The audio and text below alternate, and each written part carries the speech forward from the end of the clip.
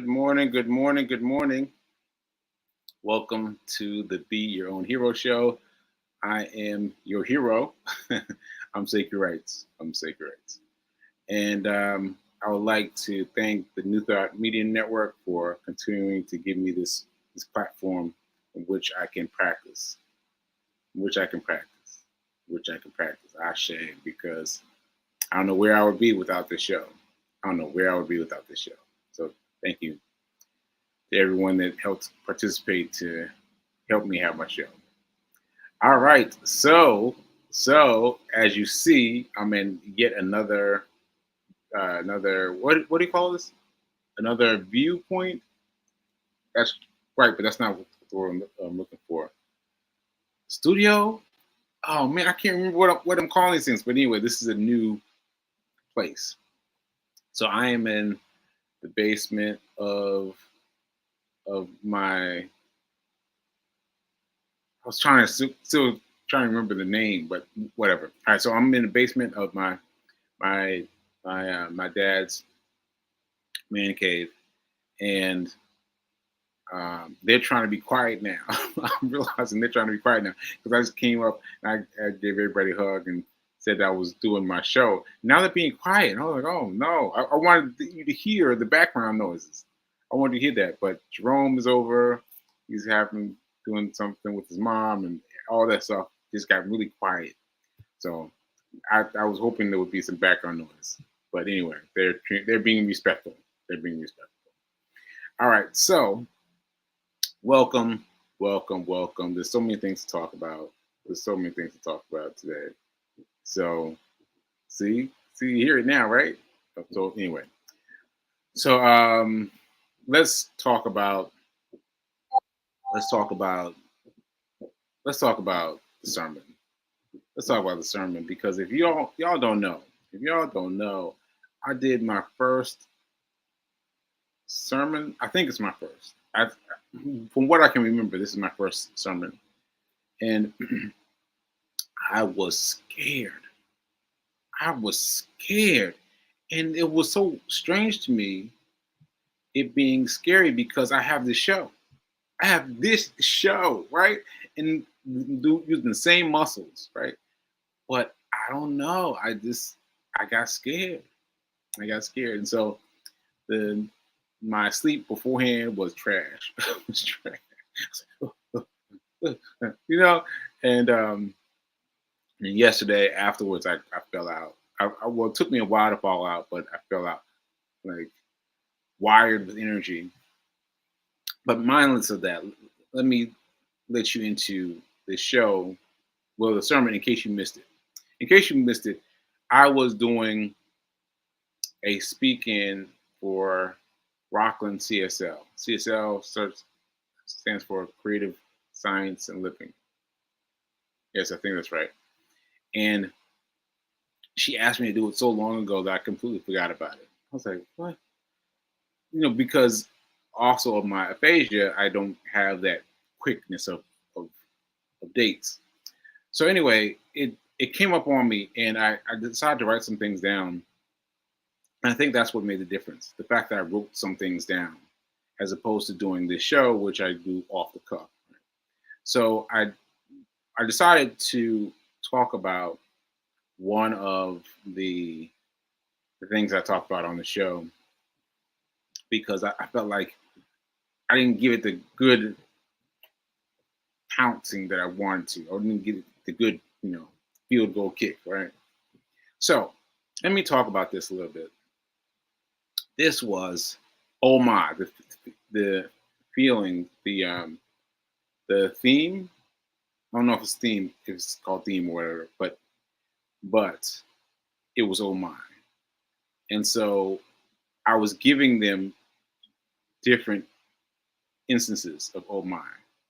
And one of them was really strong for me was oh my, people will give you excuses. People will give you excuses. One more time, people will give you excuses. And I didn't realize that until until I was down with a stroke. But what made me realize it is dealing with a cane. So I talked on I talked yesterday. Yesterday? No, Sunday, about the fact that my one goal, my one goal at that time that I woke up was I did not want to push that wheelchair. I did not want to sit in that wheelchair. I didn't want to have anything else to do with that wheelchair sitting in the in my room. That was it. That's all I had. And then after that they gave me cane, and I was like, oh, well, I made some progress because there wasn't a wheelchair in the next room. There was a cane in the next room. I was like, okay. So I made some semblance of not of moving the right way, moving the right way. And so, in terms of people giving me my excuses, I found that whenever I was looking for that that cane, they would find it. They would find it and give it to me. Right, the people around me, the people who worked for the the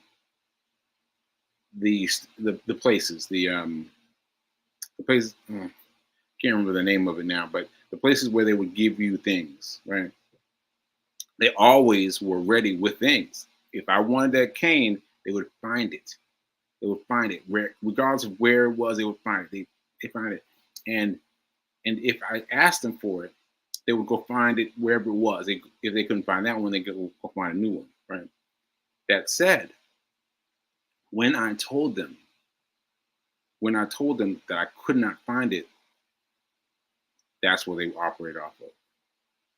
That's where they operate off of. So you see how they helped facilitate the excuse, right? Because I'm sure they should have been encouraging me to try harder, right? But they weren't doing that. They were just doing the minimum. Just he needs a cane, give him a cane, right? But then when I moved without that cane, when I moved up in my abilities and hid the cane, then they just adopted to that. And I was like, isn't that interesting? People will give you your excuses. If you're looking for them, they will hand them to you. Like, here you go, here you go, here you go, here you go. But if you aren't looking for them anymore, they say, oh, here you go, here you go. And they give you work to do at a higher level, you know? And so that really struck me. That really struck me. And it took unfortunately in my case a stroke to prove it right. But it really helped me know that people will let you achieve as much as you want to achieve, as long as you decide, that you're worth it, as long as you decide you're worth it, right? I think I wrote something down about that. Let me see. Okay, yes, they will let you achieve as much as you believe you can achieve. I'll say that again because it's a little wordy. They will let you achieve as much as you believe you can achieve, right? Because all I did was say, I can't find a cane. And I mind you, I couldn't speak yet, but I made the emotions that I could not find the cane. And they came up quickly, quickly. These people that had been training me by giving me the cane all the time, they changed their mood and started moving without the cane just as quickly. And it was hard. It was hard. It was hard. It was so hard. I can't even explain to you how hard it was. But there was this nurse I spoke about yesterday. Man, she got me. She got me. She was like, "There's no cane. Okay, well, I'm gonna take you all the way around the floor without a cane." And doing that with one side, my left side and my right side just kind of dragging along, dragging along. It was so hard. It was hard. Without a cane, it was so hard. But I made it. I made it. And then the next day I could walk a little bit further, a little bit like this much further, this much further. But anyway, they kept using me without my cane. Once I said it was invisible, once I said that it was gone, then they just assumed that some higher up had decided that he didn't need the cane and that he must not need one. But let's just figure out what the stakes are at this new level. And then they started giving me hard things to do, hard things to do. But they would have given me these. They would have continued giving me the excuses. Right, so I hope I gave this much more feeling today than I did on Sunday because it really affected me. It really affected me. That knowing that people will give you what you want for, what you want, and they'll give you as much more as you want, right? Because I did so much more. I've done so much more. I've run in 2 marathons. I've raised lots of money for other people. I've done so much that I thought I couldn't do. But all that changed was my ability to believe. My ability to believe has become bigger. I hope that got through. Hope that got through. All right. So that's what I wanted to talk about. And I want well, let's think about whether or not I was going to do the millionaire. I think I won't do the millionaire just yet, the millionaire mindset, because I got some other things to talk about. Before we go there, let me just check and see what my comments have to say and see what we got. Okay. B King, my fiance, is lighting it up, lighting it up, lighting it up. Look, all these things. If you guys could see all the names he's listening over here, that's crazy. Okay, let's see. Linda, I'm saying we must dig deep, see and express our desires clearly. Yes, yes, yes. And you gotta be ready. You gotta be ready, because I just said no. There's no cane, but I wasn't ready for how much harder it was going to get. But once I stepped forward, I couldn't step back. I could not step back, and my willingness to go forward gave me an extra workout because they were doing physical therapy on me, but I had to physical therapize by walking to the physical therapy place. What? Just getting there was enough.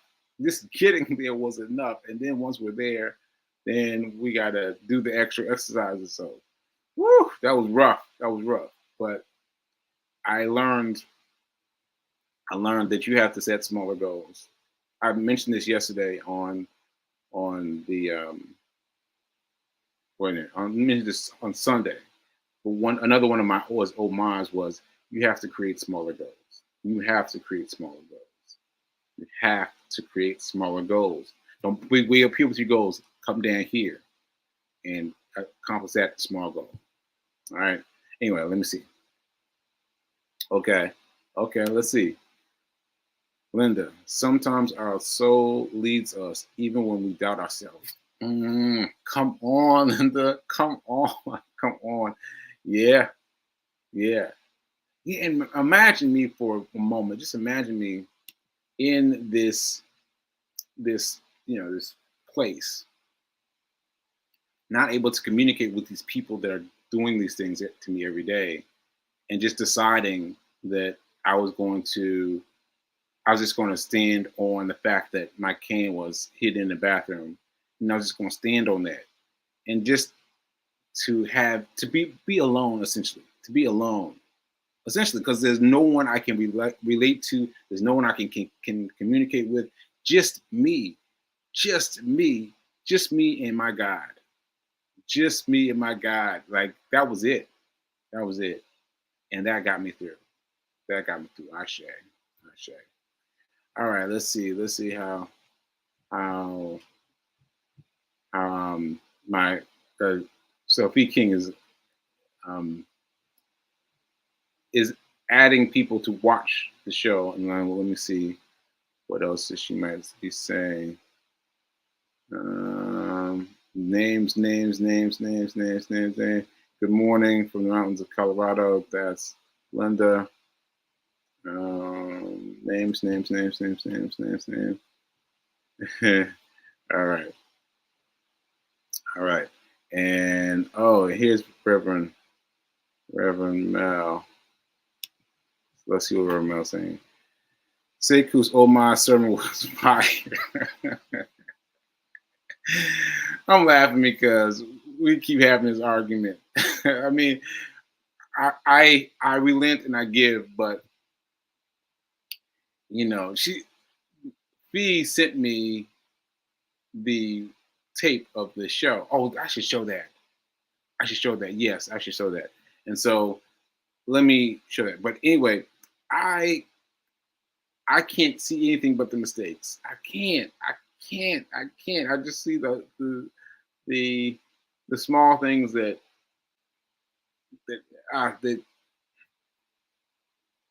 never mind.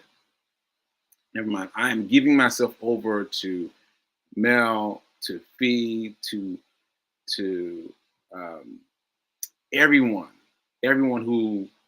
who believed in me, who said positive things about me, who fed me, and yeah, and shout out to the singer because I actually set up the Zoom. I set up the Zoom, so I was only looking at me. I was looking at me because I didn't want to see any other faces. So the viewfinder pulled two pictures with me. So it was me, and there was Reverend Mel, and then there was the singer, and those were my only two people, right?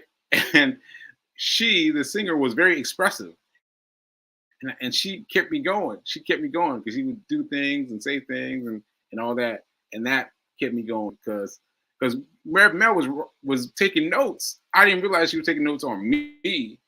I didn't know she was taking notes on me, but I was like, okay, I am look at this singer, and she got me through. She got me through. But anyway, I don't know what it is that argues with me about what I'm doing, but I appreciate that you guys said that I did a good job, and I've done my first speaking engagement. I'm just calling it my first. And now I have a new to do because now my new to do is to do it better. And that's it. That's it. My low goal is to try to do the speech a little bit better. The same speech, the same old my speech, just a little bit better. And so I have my ears perked up for this, for other opportunities to do it again. All right. Ashe. Okay. Oh, Linda, the light shines through even though you don't see it. Even when you don't see it. I guess so. I guess so. Ashe. Fee King saying it was powerful. Thank you, Fee. Fee King saying I'm so proud of your talk. Noah Page was present. Once again, I beg to differ, but I release it. And I let you all feed me in the way that I need to be fed. But I am going to do it again. I'm going to do it again. So if I didn't, it was necessary for me to feel like I need more to do. I need to do this speech again. Okay. All right, so now I want to say some things before I forget. Before I forget, let me see. I wanted to make sure you all saw this. Giving uh, giving thanks, giving thanks for Giving Tuesday. So Giving Tuesday happened, I think, in the past couple of years, but this this viral this viral this viral way of giving your money to someone who's doing something good. And so as people are spending money for Black Friday and what have you, it's important to also give to these people who are giving on Giving Tuesday. Now, I didn't even read it. I didn't even read it because it's Reverend Mel. It's Reverend Mel. Like, you all know Reverend Mel. You know what she is, who she is, what she's about. Like, you know Reverend Mel, right? And so I just gave. I just gave. And so you go give too. It's right here on Facebook. Just go to Facebook and type Giving Thanks on Giving Tuesday for Rockland CSL. I'm sure it'll come up sooner as soon as you start typing something, but give, give, give to Reverend Mel. You got to give. You got to give. Whatever she's trying to do, she's going to do it. And you know you want to be part of that story. You want to feel that story. Whatever she's doing with this money, whatever she's doing, it's going to be great. It's going to be great. It's going to be great. Ashe. Ashe. All right. So that's what I wanted to say. And what else did I want to say? Well, I wanted to see if I could show my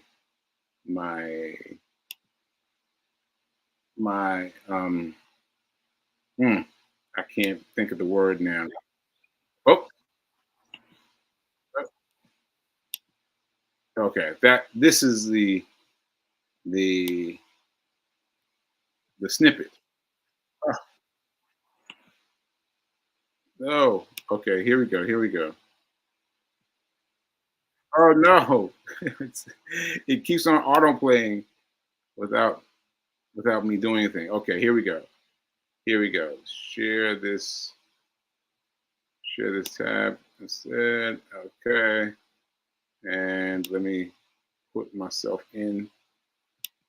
And yeah, I just put myself in just a little bit, just a very tiny bit of my speech on Sunday. God will place you at the right place in the right time, but you got to do the right thing. I'm going to say that again. God will place you at the right place and at the right time, but you got to do the right thing. God will place you at the right place. Yeah, that's important.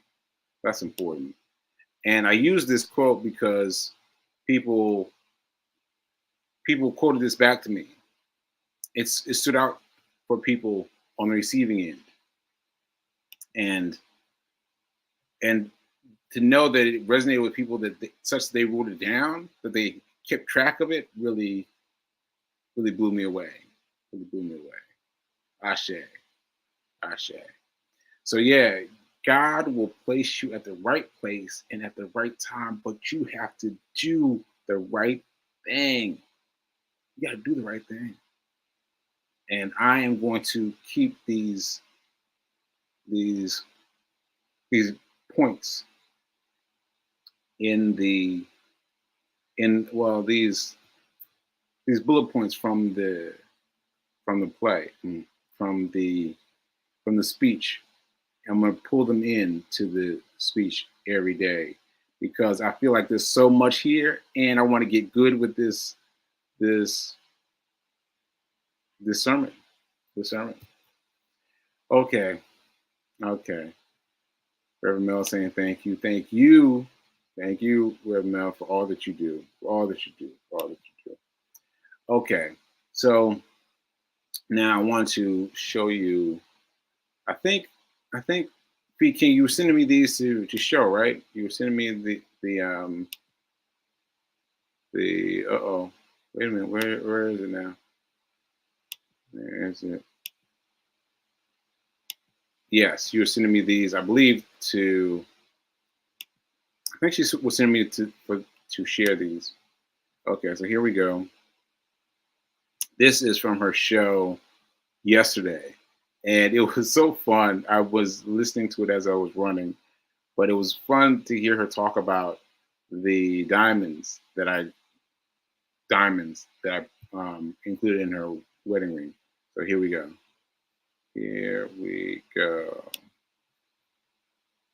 Either still, were they ever, and are they really a girl's best friend? Or have we been conditioned? Have we been programmed? Have we, women and men, been hypnotized to believe that diamonds are a girl's best friend? Either still, were they ever, and are they really a girl's best friend? Or have we been conditioned? Have we been programmed? Have we, women and men, been hypnotized to believe that diamonds are a girl's best friend? Either. Okay. So yeah, I've got so many responses to what she said about diamonds. And first of all, you got to go see her show. You got to go watch her show, yesterday's show. And I told her that I want to respond to her on our show, because me and P King are about to do a show. We about to do a show, y'all. So this will be such a blessing that we'll get to let loose some of the things that happen between us. And this is one of those things where what she has to say about the the mm, well, what she, I kind of I'm kind of lost my train of thought, but in other words, I want her um, to feel the